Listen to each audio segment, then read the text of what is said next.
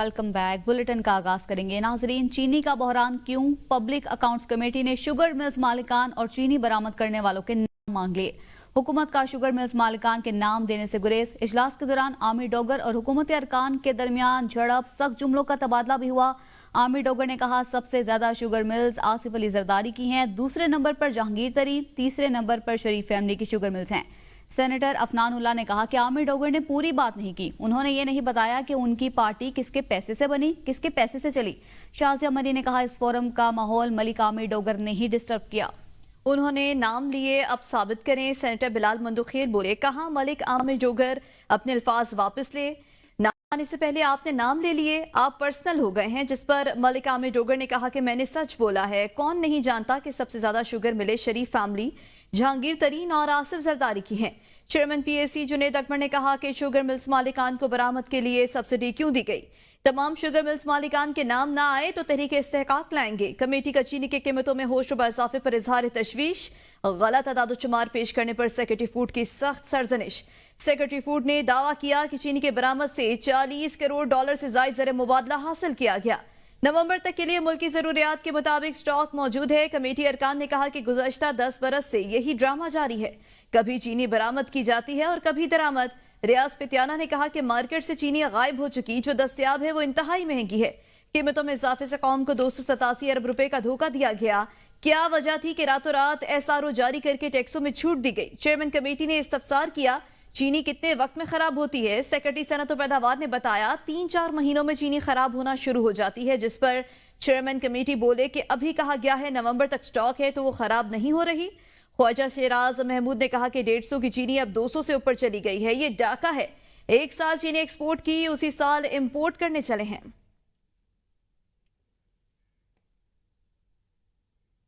पंजाब में चीनी महंगी बेचने वालों के खिलाफ कार्रवाइयां जारी हैं। गुज़श्ता 24 घंटों में 1342 दुकानदारों के खिलाफ कार्रवाई की गई है।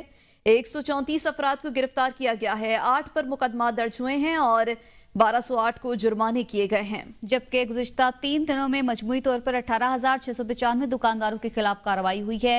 991 गिरफ्तारियां हुई और 143 मुकदमा दर्ज किए गए। तर्जमान प्राइस कंट्रोल के मुताबिक चीनी की कीमतों में मसनूई इजाफे और किल्लत पैदा करने वालों के गिर्द घेरा तंग कर दिया गया है।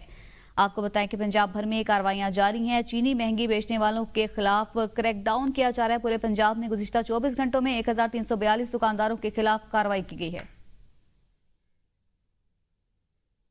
चीनी की आए रोज बढ़ती कीमतों और किल्लत के बायस शहरी हुकूमत वक्त से सख्त नाला। शहरी कहते हैं कि चीनी समेत खाने पीने की दीगर अशिया की बढ़ती कीमतों के बायस हर चीज उनकी पहुंच से दूर होकर रह गई है।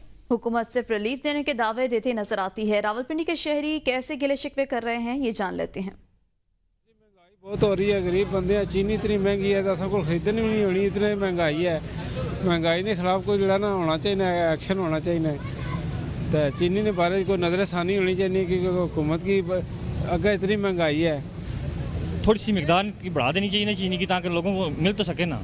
ये चीज़ है, तंगी दूर हो जाए। लोग लाइनों में खड़े हैं, गर्मी है, कुछ ख्याल। हर चीज़ महंगा हो गया, चीनी महंगा हो गया, आटा महंगा है, जीना मुश्किल है पाकिस्तान में। वाम से ना गवर्नमेंट सोच ही कोई नहीं रहा। वाम पीसने बिन लाना लाया ने सारी वाम कोई चीज़ इस बारे सोचते नहीं। आटा भी महंगा, चीनी महंगी। सर जी देखें, अब पाकिस्तान में जीना बहुत मुश्किल हो गया है। अब बंदा अगर खाने पीने की चीज़ें लेने आता है, चीनी लेने आता है, उसके लिए ID कार्ड चाहिए, NTN नंबर चाहिए। अब जो गरीब बंदा NTN नंबर नहीं है जिसके पास, जो टैक्स इस तरह नहीं पे कर सकता।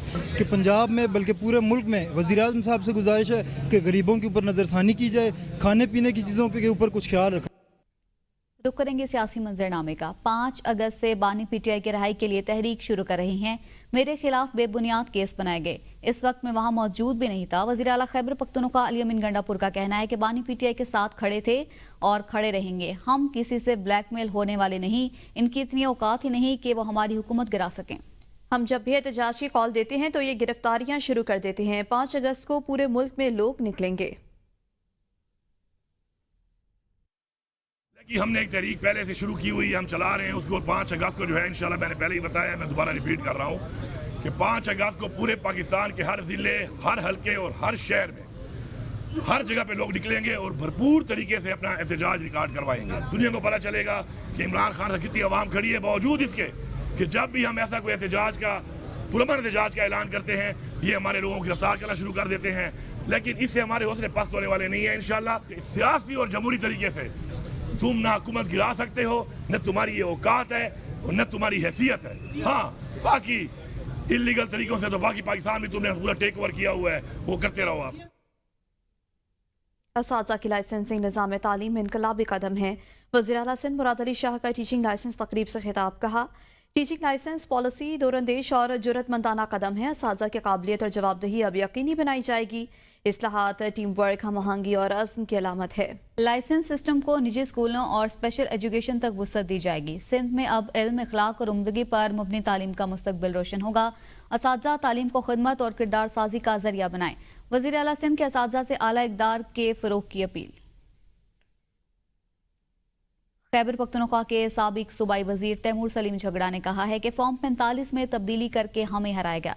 180 दिन में ट्रिब्यूनल के फैसले आने थे, 540 दिन हो गए, अभी तक फैसला नहीं हुआ। अब रिटायर्ड जजेस आ गई हैं। अदालत ने आज नोटिस जारी करके फ़रीक़ैन से जवाब तलब किया है। पेशावर हाईकोर्ट में गुफ्तगू करते हुए तैमूर सलीम झगड़ा ने कहा कि हम आखिरी बाल तक लड़ेंगे। सबको पता है कि इलेक्शन किसने जीता है। पीटीआई के खिलाफ इलेक्शन कमीशन धड़ाधड़ नहली केसेस के फैसले कर रहा है। दूसरी जानिब ट्रिब्यूनल में 540 दिन के बाद भी कोई फैसला नहीं हुआ। बोले 5 अगस्त को निकलेंगे, एक दिन ये जंग जीत जाएंगे। पार्टी में इख्तलाफात हैं, लीडरशिप को जिम्मेदारी दिखानी होगी। जो भी हो, मेरे ख्याल में आपको पब्लिक को ये दिखाना कि आप जो है वो आखिरी बॉल तक खेलेंगे, आखिरी बॉल तक लड़ेंगे, ये ज़रूरी है। हमेशा तो ये सिस्टम ऐसे नहीं रहता ना। 540 दिन हो गए, 180 दिन में फैसले होने हैं। आज 540 दिन के बाद रिटायर्ड जजेस के साथ दोबारा हमारे ट्रिब्यूनल्स का आगाज़ जो है वो हुआ। इलेक्शन कमीशन है जो दूसरी तरफ धड़ाधड़ पीटीआई के एमपीएस की पंजाब में, एमएनएस की डिस्क्वालिफिकेशन कर रहे हैं। उमर अयूब साहब जो 82,000 वोट से जीते हैं, उनके केसेस वो खुद सुन रहा है। इलेक्शन कमीशन हमारे एमपीएस के खिलाफ कर रहा होता है, पंजाब में एमएनएस के खिलाफ कर रहा होता है। जो पूरा ये वफाकी सेटअप है वो जो हमारे केसेस में कर रहा होता है, उसकी तो बॉल बाय बॉल कमेंट्री आती है, तो यहाँ पे भी आनी चाहिए।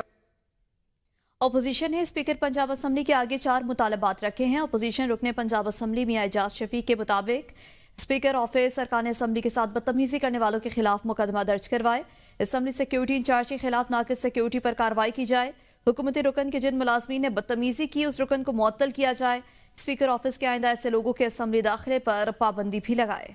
असम्बली सिक्योरिटी इंचार्ज के खिलाफ नाकिस सिक्योरिटी पर कार्रवाई की जाए। हुकूमती रुकन के जिन मुलाजमीन ने बदतमीजी की, उस रुकन को भी मुअत्तल किया जाए। अपोजिशन ने स्पीकर पंजाब असम्बली के आगे ये मुतालिबात रखे हैं। के इसराइल को तस्लीम करने का कोई मंसूबा नहीं, पाकिस्तान का डोडो के ऐलान।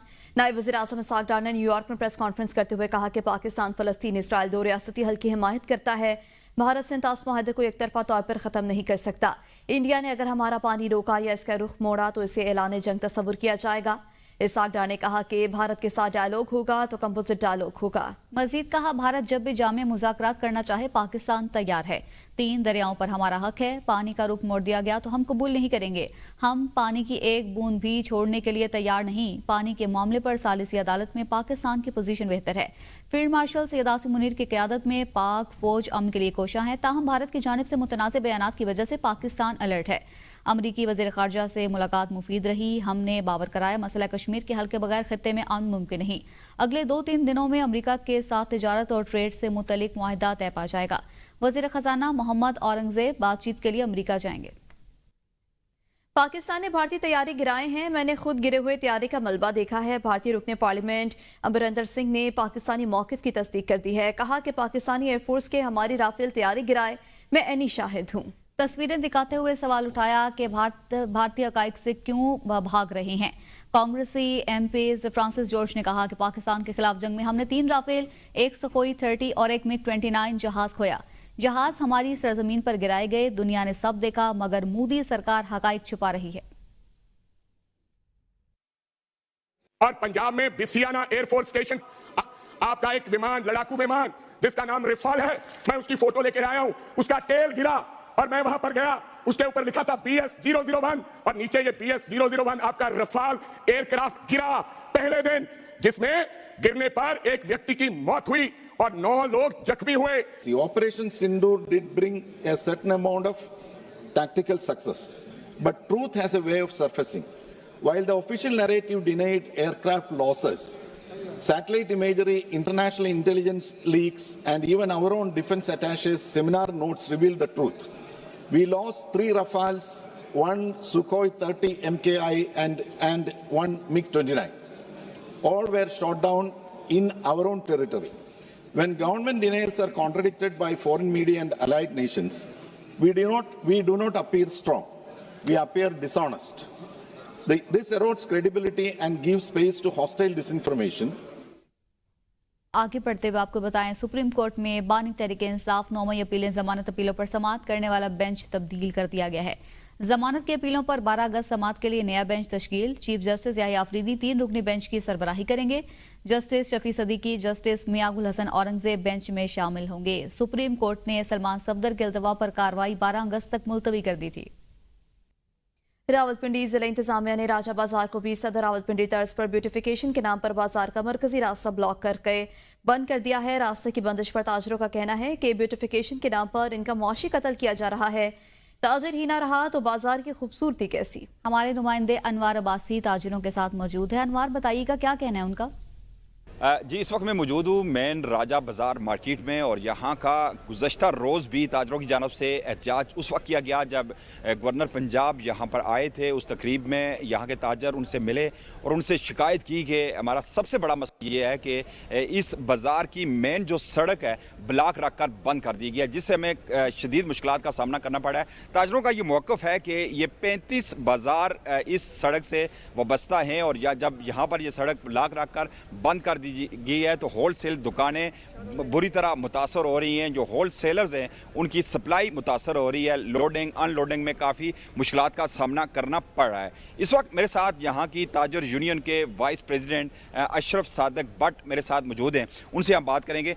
इस शारा को बंद करने का कोई मकसद नहीं है, तो कहते हैं जी ये तजावज़ात हैं। तजावज़ात हैं, आपको नज़र आ रहे हैं कहीं? आप देखें, अगर एक चीज़ भी है तो कारपोरेशन किस काम के लिए बनाई गई है?